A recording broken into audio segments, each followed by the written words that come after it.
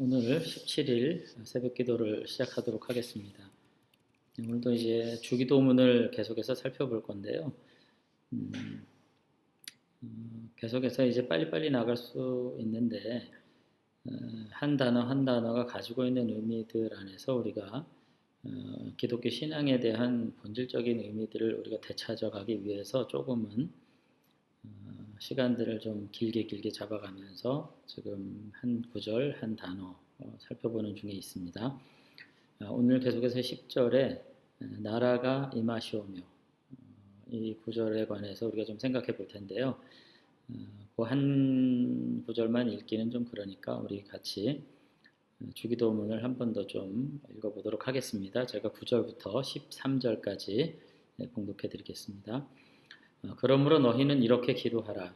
하늘에 계신 우리 아버지여, 이름이 거룩히 여김을 받으시오며 나라가 임하시오며 뜻이 하늘에서 이룬 것 같이 땅에서도 이루어지이다. 오늘 우리에게 일용할 양식을 주시옵고 우리가 우리에게 죄 지은 자를 사하여 준 것 같이 우리의 죄를 사하여 주시옵고 우리를 시험에 들게 하지 마시옵고 다만 악에서 구하시옵소서. 나라와 권세와 영광이 아버지께 영원히 있사옵나이다. 아멘. 이렇게 되어 있습니다. 우리가 이제 어제는 아버지의 나라가 도대체 뭐냐, 그 나라가 임하기를 원한다라고 하는 말을 할 때 도대체 그 아버지의 나라가 과연 뭘까 하는 것에 대해서 계속 이제 이야기를 했습니다. 그러니까 결국은 그 나라는 뭐 유대주의적 나라, 뭐 다윗의 나라, 뭐 그런 이 땅의 어떤 민족적인 나라를 말하는 것이 아니라 사실 온 세상의 구원을 그렇게 함축적으로 표현을 했다는 거죠. 이제 아담 이래 하나님의 거룩하신 창조와 통치의 모든 선한 유익들을 다 빼앗긴 채 하나님과 분리돼서 죽음의 상태에 직면한 인생들에게 다시금 하나님의 통치가 회복됨으로써 그 하나님과 더불어서 그 하나님의 전능하신 그 풍성함 안에서 살게 되는 새로운 세상을 간절히 소원하는 그런 기도라는 것으로 우리가 이제 정리를 좀 할 수가 있을 것 같습니다. 그런데 이제 오늘 제가 조금 살펴보려고 하는 것은 10절에 이제 나라가 임하시오며거든요. 나라가 임하시오며, 임하다. 이제 이 말이 과연 무슨 의미를 가지고 있는가 하는 것들을 우리가 좀 생각을 해보려고 해요. 그러니까 이제 어제도 말씀을 드렸습니다만은 우리가 생각하는 이 자연적 상태는 이것이 자연적 상태가 사실은 아니라는 거죠. 굉장히 부자연스러운 상태인 거죠. 왜요? 죽음의 권세 아래에 있는 상태인 거죠. 아담 이래 모든 인생이.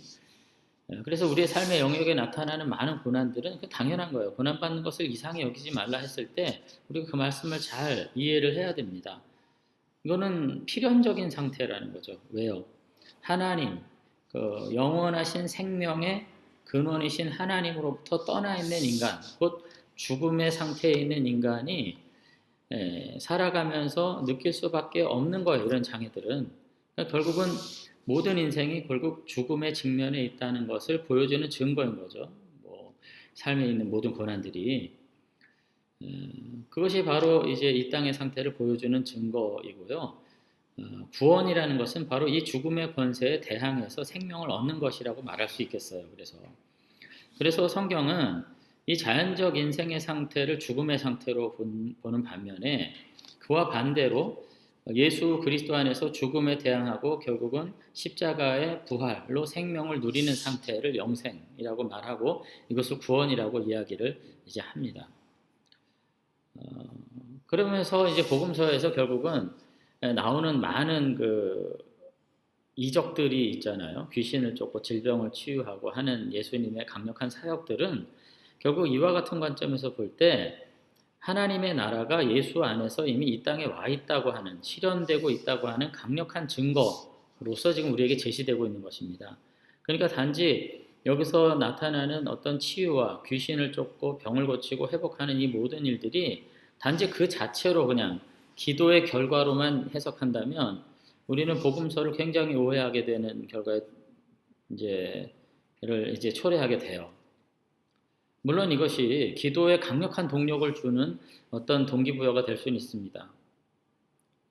질병을 치유하기 위해서 기도할 수 있고, 질병을 치유하기 위해서 우리가 헌신할 수 있고, 귀신을 쫓고 하기 위해서 강력한 믿음의 기도와 선포의 기도를 할 수 있겠습니다마는 그러나 우리가 정직하게 성경을 본다 하면 이제 복음서에 나오는 이 모든 그 축기와 치유 그리고 회복의 활동들은 결국은 예수 그리스도 안에 이미 하나님의 나라의 강력한 힘이 오늘 도래해 와 있어서 예수님이 가는 곳마다 인간이 죽음의 상태에 있다고 하는 도무지 영생을 누릴 수 없는 구원받을 수 없는 인간의 이 모든 한계들을 이 죽음의 상태에 있는 인간의 증거들인 이 모든 장애들을 완전히 물리치시고 회복하게 하심으로써 예수님을 통해서 이 땅에 이미 하나님의 나라가 가까이 와 있다고 하는 것을 증언하는 증거들인 거죠.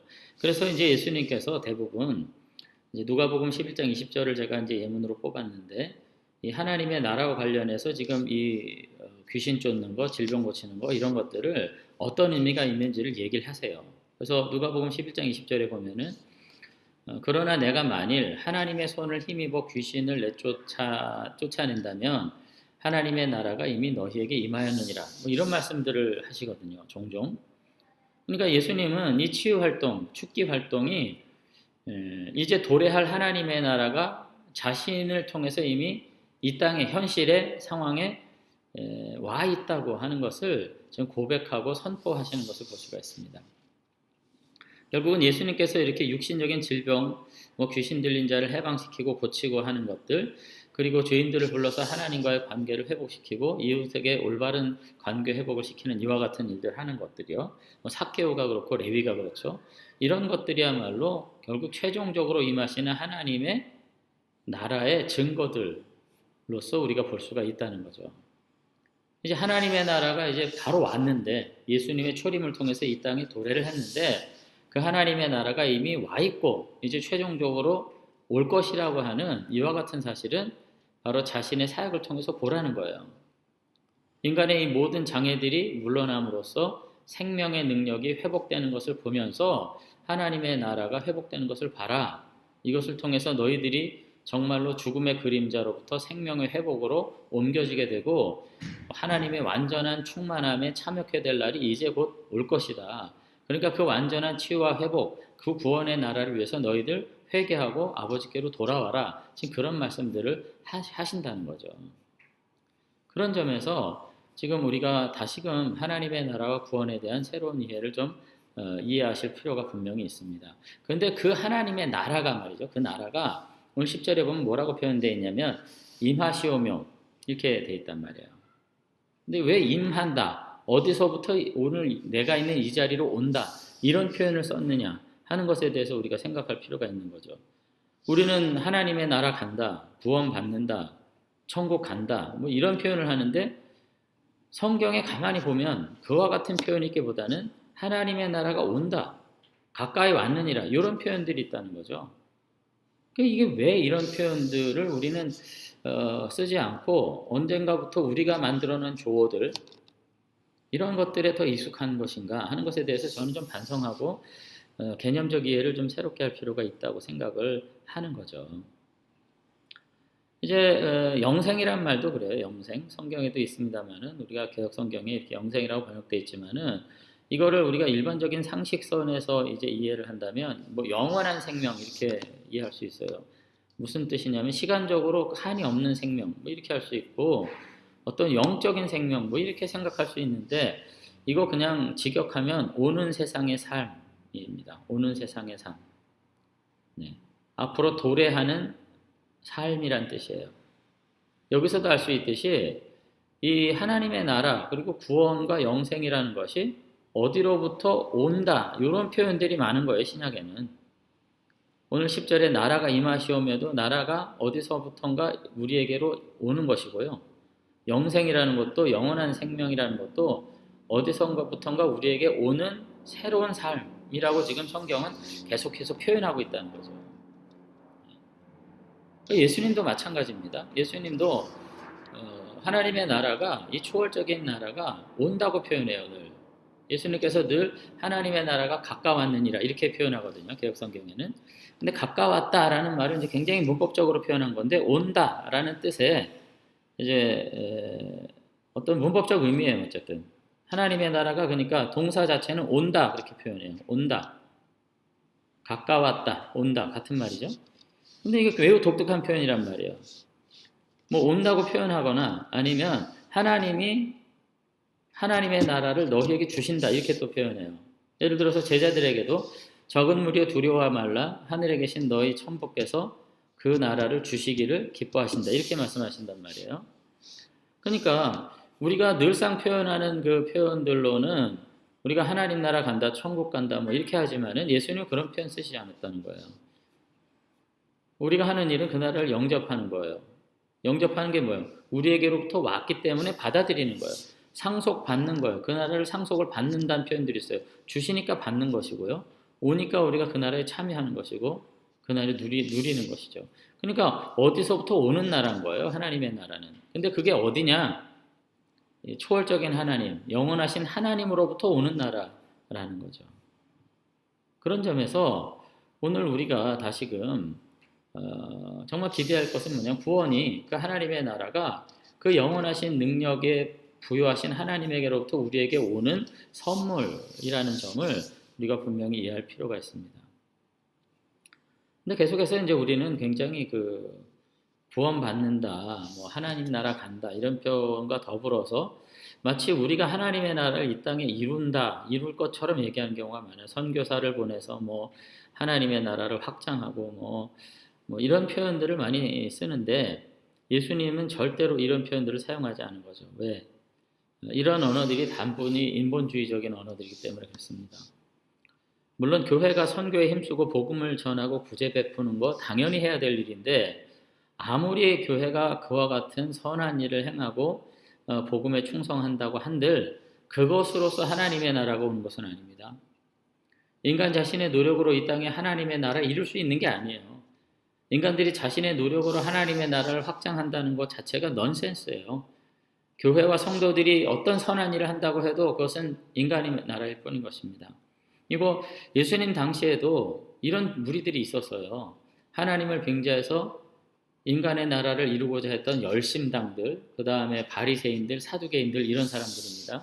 자신의 열심으로 종교적인 노력으로 마치 자기들이 하나님의 나라를 이룰 것처럼 얘기했지만 예수님은 오히려 이들의 도전을 뿌리치고 하나님의 나라를 선포했어요. 너희들의 나라가 아니라고. 그래서 사실 십자가에 죽으셨다고 보여지기도 볼 수도 있다는 겁니다. 예수님은 이와 같은 인본주의적 오해에 대응하기 위해서 하나님의 나라가 함께 쓰인 동사들이 대부분 이런 초월적인 은혜를 강조한 언어를 쓰시는 거예요. 진정한 구원은 인간의 제한적인 지혜와 힘과 권력의 노력에서부터 만들어지는 하나님과 동역한다 할지라도 그런 노력으로부터 만들어지는 어떤 것이 아니라 우리로서는 도무지 알 수도 없는 우리로서는 감당할 수 없는 그 하나님의 무한하신 초월한 능력 가운데에서 은혜로서 우리에게 주어지는 나라가 바로 하나님의 나라라고 하는 것을 오늘 예수님은 우리에게 늘 강조하셨던 것이죠. 그런 점에서 저는 교회가 오만하지 않았으면 합니다. 하나님의 나라를 마치 복음과 선교의 확장을 가지고 만들어가는 것처럼 착각하면 안 되죠. 하나님의 나라는 믿는 하나님의 자녀들에게 초월적 은혜로 주어지는 나라일 뿐인 것입니다. 그리고 오늘 우리는 그 도래한 하나님의 나라가 이제 임박해서 하나님의 나라가 이 땅에 이루어질 것이라고 하는 이 복음을 선포할 뿐이에요, 그냥. 그리고 우리가 그 하나님의 백성이라고 하는 것을 우리의 삶을 통해 가지고 인간이 사망의 종로로 타면서 이 땅에서 보여주는 여러 가지 갈등과 욕심과 그 모든 폭력과 그 모든 착취의 모든 악의 본성을 버리고 하나님의 나라 백성다운 삶을 살아가는 가운데 하나님의 나라가 이미 우리들 가운데 임했음을 마치 예수님이 자신의 삶을 통해서 하나님의 나라를 선포하셨듯이 보여주고 선포할 뿐인 거죠. 그렇기 때문에 오늘 우리는 기도할 때도 나라가 임하시오며 이렇게 기도하는 거예요. 그 나라를 염원하면서 여전히. 그렇게 기도할 때 오늘 우리 안에서 정말로 그와 같은 간절한 하나님 나라의 소망을 간직한 채 그 나라를 기다리면서 우리들이 이 땅에서 이미 도래한 하나님의 나라를 예수 그리스도를 통해서 누리면서 살아가는 복된 삶의 은혜들을 누리게 될 수 있을 줄로 믿습니다. 그래서 오늘 제가 이제 그 하나님의 나라가 무엇이고 임하시오며가 도대체 뜻하는 바가 뭔지에 대해서 좀 이제 말씀을 더 드렸는데, 우리 모두가 다 저는 이 땅에 어떤 것을 소망하고 기도하는 사람들이 아니라 정말로 하나님의 그 나라가 우리에게 오시기를, 그래서 우리 모두 이 사망의 종노릇하는 이 비참한 참담한 이 삶의 그늘진 이 고난 가운데에서 우리가 속히 하나님께서 원래 우리를 피조하신 그 원상으로 돌아가기를 소망하는 그와 같은 간절한 소망으로 우리들이 늘 하나님 앞에 기도할 수 있었으면 좋겠습니다. 아버지께서 우리에게 그 나라 주시기를 기뻐하셨다는 사실을 우리가 생각하면서 다시 한번 그와 같은 열망을 가지고 이 땅을 살면서 이 땅에서 함께 믿음의 공동체 안에서 우리가 여러 가지 한계에 아직도 이제 극복할 수 없는 한계들 속에서 우리가 살아가지만, 그럼에도 불구하고 세상과는 달라야 되겠죠. 세상과 똑같이 한 푼에 연연하면서 그저 나의 명예와 나의 권세와 내가 누릴 편안함과 안락함에 연연하면서 우리가 그렇게 이기적인 갈등들과 분쟁과 양보할 수 없는 그런 다툼들 가운데서 그렇게 살아가는 것이 아니라, 하나님의 자녀된 자들로서 하나님의 예수 그리스도 안에서 이미 우리에게 보여주신 그 하나님의 나라의 그 거룩함을 우리가 사모하고 삶으로 온전히 실천하면서 이제 성취될, 완전히 도래할 하나님의 나라를 멀리서 바라보는 가운데 우리가 다시 한번 정말 성도로서의 자존감이 살아있는 그와 같은 삶들을 우리가 살아갈 수 있었으면 좋겠습니다. 그래서 이제 오늘까지 이제 매우 짧은 부분들을 했는데요. 하늘에 계신 우리 아버지요. 이 아버지라고 부르신 이유가 뭐냐 하는 거 얘기했고요. 그분의 이름이 거룩히 여김을 받기를 소망한다는 의미가 뭔가 하는 것도 얘기했고요. 이제 오늘 비로소 하나님의 나라가 무엇이고 그 나라는 왜 임하기를 기도해야 되는가 하는 것까지 우리가 함께 나눴습니다. 우리가 기독교 신앙에 아주 본질적이고 핵심적인 사실이 사실 주기도문에 있고요. 사도신경은 다분히 나열적이에요. 그러나 주기도문은 굉장히 깊이 있는 철학적 언어들을 가지고 신앙의 본질을 우리들에게 꿰뚫고 있는 것을 우리가 보게 됩니다. 그래서 이 모든 단어들의 연관성 속에서 우리가 다시 한번 우리의 신앙을 정립하고 믿음으로 행할 수 있는 저와 여러분들이 되시면 좋겠습니다. 한번 기도하겠습니다. 네, 하나님 아버지, 오늘도 다시금 한 날을 시작하면서 아버지의 나라를 소망하면서 시작할 수 있도록 은혜 주신 것 감사를 드립니다. 오늘 우리들이 이 땅에 속한 자들로 살지 말게 하시고, 사도 바울이 고백했던 것처럼 우리의 시민권이 하늘에 있다고 고백했을 때 우리가 어떠한 삶을 살아야 할 것인지를 그는 분명히 알고 있었음을 우리가 고백합니다. 하나님, 우리가 두 발 딛고 살아가는 이 땅의 삶의 한계 속에서 늘 신음하지만 예수 그리스도 안에서 우리를 아버지 나라 백성으로 부르셔서 이제 존귀케 하셨음을 다시 한번 기억하면서 우리가 날마다 우리의 육신과 싸워 이기는 사망의 권세 가운데서 우리가 다시 한번 하나님의 생명의 능력으로 승리하는, 악으로 선을 이기는 참 믿음의 사람들로 살아갈 수 있도록 하나님 붙잡아 주시옵소서. 그리고는 정말로 그러면서도 우리가 간절히 소망하는 것은 아버지의 나라가 우리 가운데 오시는 것입니다. 마라나타 주 예수여 어서 오시옵소서. 온전히 고백했던 초대교회의 성도들과 같이 그 아버지의 나라를 사모하는 가운데 이 땅에서 그 나라 본받아 그 나라의 의와 빛의 능력으로 살아가는 믿음의 사람들이 될 수 있도록 하나님께서 우리를 붙잡아 주시옵소서. 오늘 하루도 우리의 삶에 그 나라의 거룩한 빛이 비춰지고 그 나라의 거룩한 자유와 온전함으로 다시 한번 자유를 누릴 수 있는 참백성 되도록 축복해 주시옵소서. 우리 교우들 함께 강건하도록 오늘도 지켜주실 줄로 믿사옵고 예수님 이름으로 기도드리옵나이다. 아멘. 네, 감사합니다. 오늘 하루도 평안하시기를 바랍니다.